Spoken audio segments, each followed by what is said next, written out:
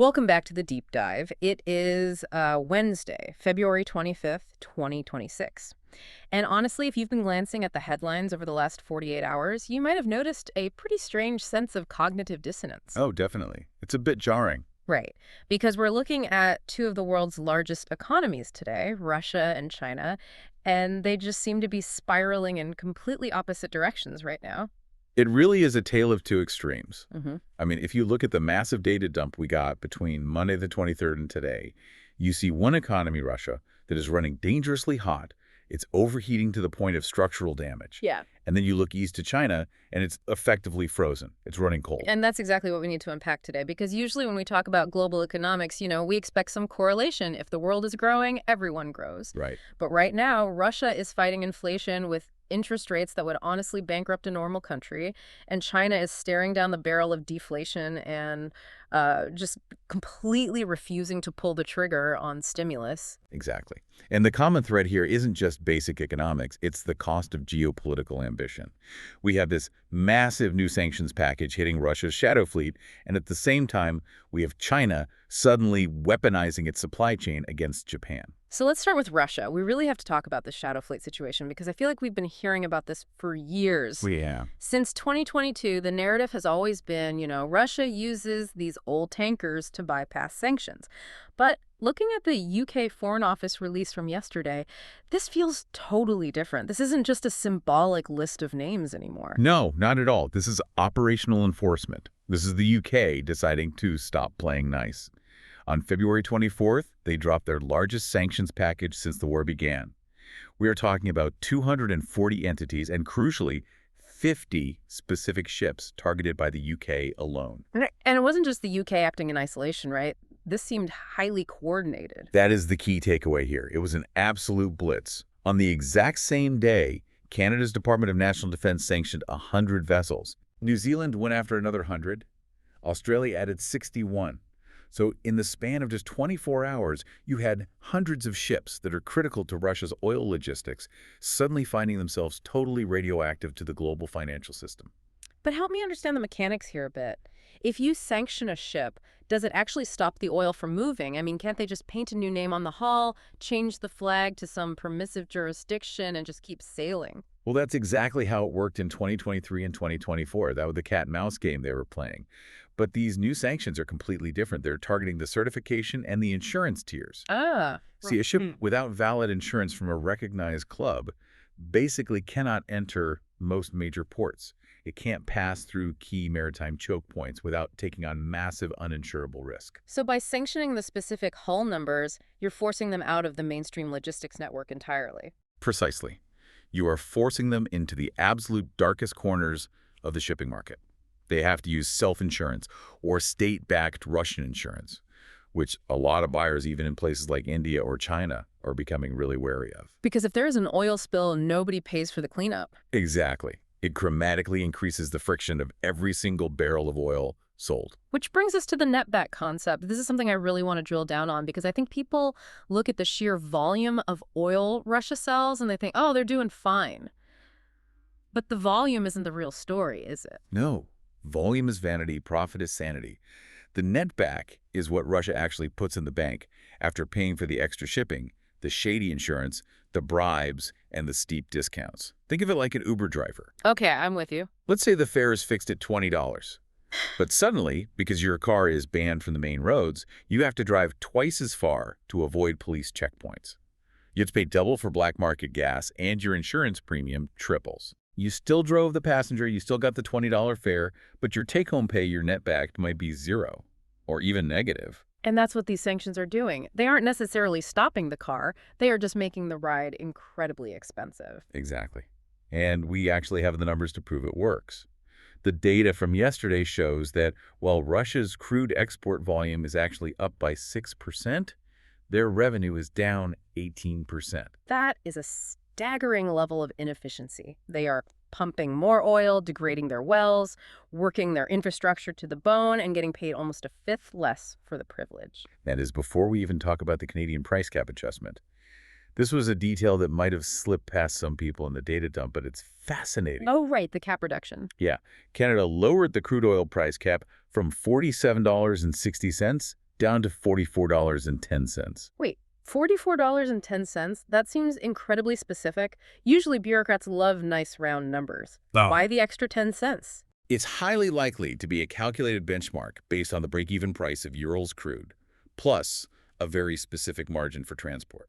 So they're doing the math on the margins. Exactly. They are trying to find the exact price point where it becomes almost agonizingly unprofitable for Russia to sell, but not quite low enough to make them stop production entirely, which would, of course, spike global oil prices. It's essentially a torture mechanism. So they want the oil on the global market, they just don't want Moscow to make any money on it. Correct.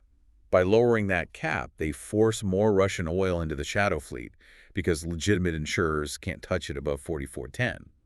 But simultaneously, they are sanctioning the shadow fleet ships. It's a pincer movement. You lower the ceiling and you raise the floor. And this brings the pain right back to the domestic reality in Russia, because you can't run a war economy on negative netbacks forever. I was looking at the interest rate data from the Central Bank of Russia, and I honestly thought it was a typo at first. It's definitely not a typo. The policy rate is sitting at 15.5%. 15.5%. I mean, for context, in the US or Europe, if rates hit 5 or 6%, people start panicking about a recession. 15.5 it's punitive. It's completely suffocating. Yeah. But here's the really interesting nuance.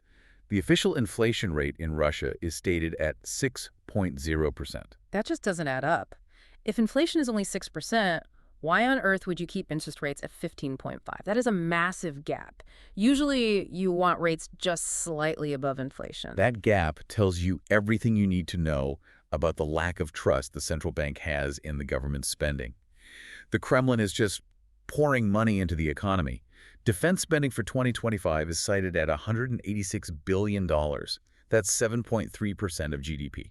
So the government is just printing money to buy tanks. And the central bank is frantically raising interest rates to try and mop up all that excess liquidity before it turns into hyperinflation. They're effectively fighting a civil war within their own balance sheets. Wow. The government hits the gas, the central bank slams the brakes, and the result is that the civilian economy goes right through the windshield. We're actually seeing this happen right now with Similat, right? The big property developer. Yes, this is the ultimate canary in the coal mine. Samilet is a massive developer, and they are sitting on 703 billion rubles of debt. Which is huge. Right. In a normal economy, you refinance that debt at maybe 4 or 5%. In Russia right now, they are staring at 16 or 17% refinancing costs. It is mathematically impossible for a developer to survive that. They had to request state support and a bank refinancing program just to stay afloat. And this is supposed to be a robust economy. It sounds more like a zombie economy just being propped up by government handouts. It is an economy entirely cannibalizing itself to feed the war machine. You mentioned the unemployment rate earlier, which is at 2.2%. Which, to be fair, sounds amazing on paper. Full employment. But you have to ask why it's that low.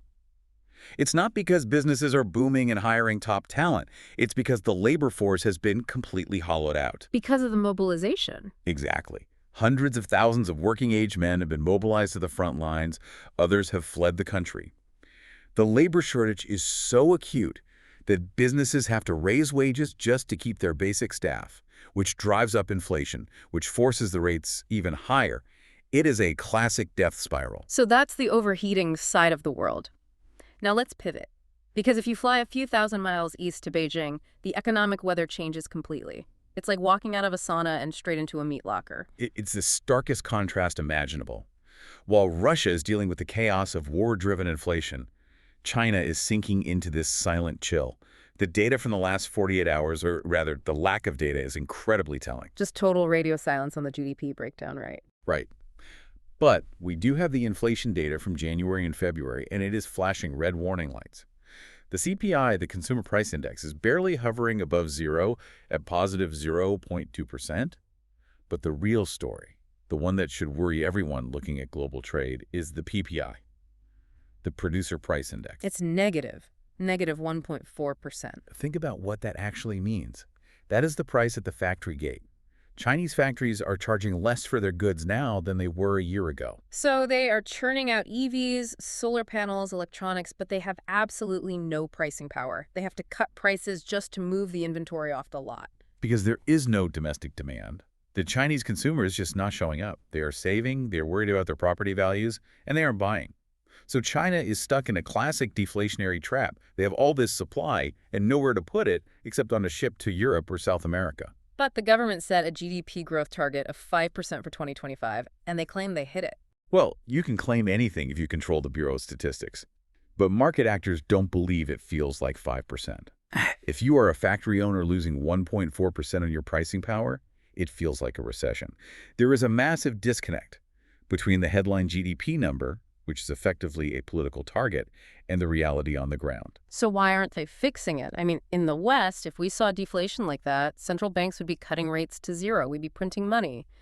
But on February 24th, China kept its benchmark lending rates completely unchanged. The one-year rate stayed at 3%. Why the paralysis? Fear. They are terrified of currency instability. If they cut rates aggressively to stimulate the economy, the yuan weakens. And if the yuan weakens too much, capital flight accelerates. Money leaves China to go to the U.S. or elsewhere seeking better returns. You're choosing to let the domestic economy suffer in order to maintain the facade of currency stability. It really feels like both Russia and China are trapped by their own rigid systems here. Russia can't stop spending on the war, so they wreck their currency and their credit. China can't admit their growth model is broken, so they refuse to stimulate. And because they are stuck domestically, they are lashing out internationally. This is the third part of the data dump. Geopolitics. When you can't fix your own house, you start throwing rocks at the neighbors. We saw this exactly with the new export controls China slapped on Japan on February 24th. Yes, the Ministry of Commerce put 40 Japanese entities on a control list. 20 are strictly controlled and 20 are watch listed.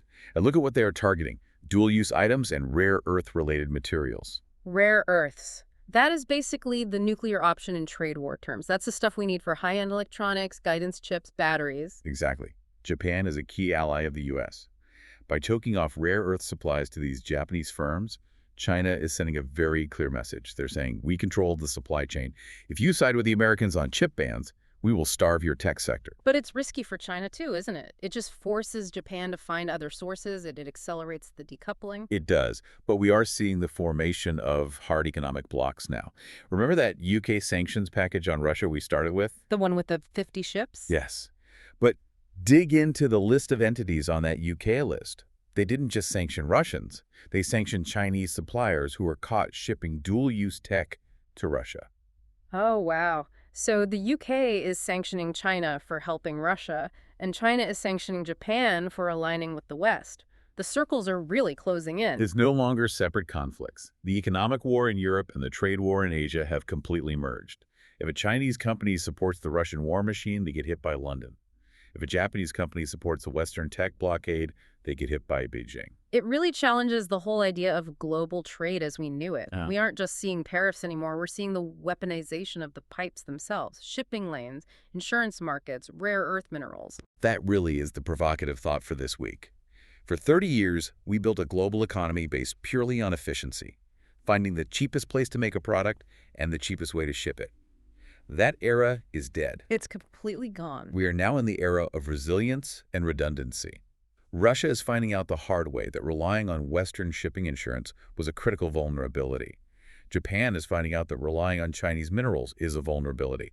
Everyone is scrambling to build their own economic fortresses. And the cost of building those fortresses. Inflation, widespread inefficiency, lower global growth, and ultimately a much more dangerous world.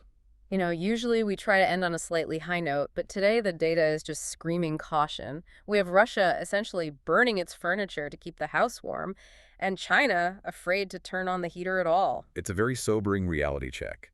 These command economies are finding out that you can command people, you can command armies, but you cannot command market forces indefinitely.